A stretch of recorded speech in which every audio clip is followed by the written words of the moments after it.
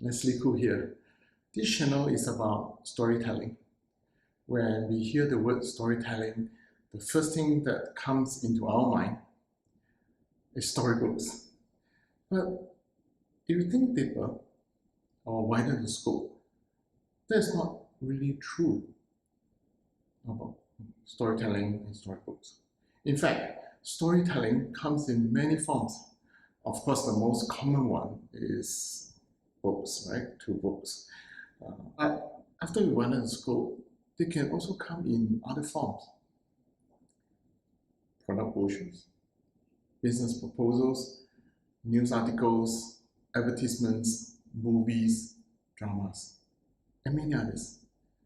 Okay, let me give you, give you more details, some examples. Okay, the first one, definitely the clear-cut example is when an author presents his or her fictions or non-fiction story through books. Now, say a chef shows how to make his or her signature dish. A businessman advertises the company's product or service to attract customers. And the founder of a startup presents the firm's potentials and futures to investors. Also, a producer makes movies, documentaries, and short films. And also, say, a tech reviewer reviews the latest tech release. All these are also storytelling, right? If you think about that, not just through books. The differences between what I have described to you just now and books are that the environment is different. The audience is not yourself or your children, but other people.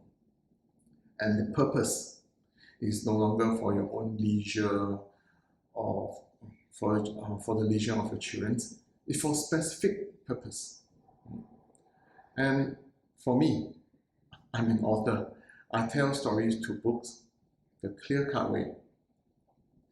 And let me see. Okay, I started writing in 2016.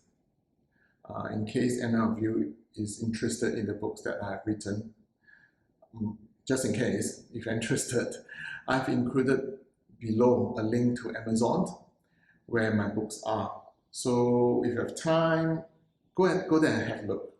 Okay. Now, in this An Author's Journey series of this channel, I'm not going to tell you in details what stories I've written or what kind of stories I'm going to write in the future. What I want to do here in this series is to share with you what I have been through and what I'm going through currently and the difficulties that I faced when I was writing a story, how I dealt with these difficulties when they surface. I hope those of you who want to be an author, or maybe you have already started writing, will find my experience useful. Now, let's start with the things that a person will face when they started writing at the beginning of the journey. Okay, let's have a look what we have. First of all, the publishing platform. In the past, an author has to go through a publisher to have his or her books published professionally. Proper print out, bind, proper fonts. But if you are a new author, the probability of rejections will be high.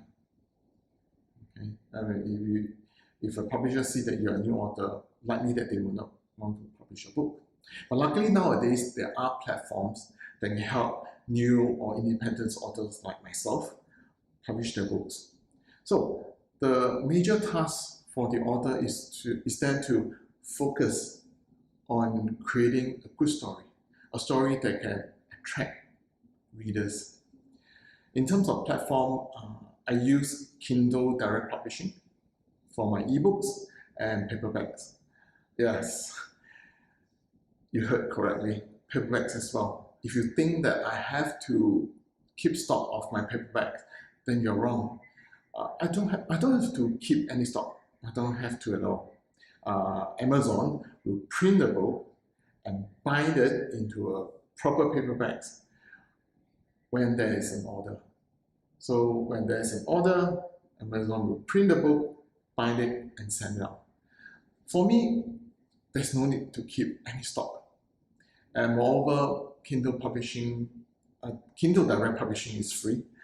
Amazon only takes a cut when I manage to sell. So for me, I just have to make sure that my stories are good stories, interesting stories, stories that can engage readers. These are my focus. Okay. Now, the next thing is the sales number. This is the one thing which I feel is one major burden that an author, especially a new author, should not have. You think of it, if you have to worry about something that will impact your writing, your creations. So I didn't expect good sales when I started writing. Right? There's no point. Unless, of course, I was one of the lucky few, a new author, lucky ones. Of course, you get a lot of sales at the beginning. But for a normal new author, when there's no sale at the launch of the book, it's logical. It makes sense. No one will rush to buy the book of a new author. Like I said, unless you are already famous. So for a normal new author, it's likely that he or she will not see an excellent sales number at the beginning. It's not likely. So for myself, even now, I still don't expect to have a good sales number. If it comes, it's good. If it's not, then it's fine. I just want to focus on my writing, focus on creating a good story. I don't want to be bothered by it. I mean, if I were to frequently monitor the sales number and keep thinking about it, it will affect the quality of my stories. I don't want to have such distractions when I'm writing, when I'm creating. The sales number should never be a concern to me or to anybody else, or I mean to any authors, new authors. And if I'm not going to make it so, I just focus on my writing. That'll be great.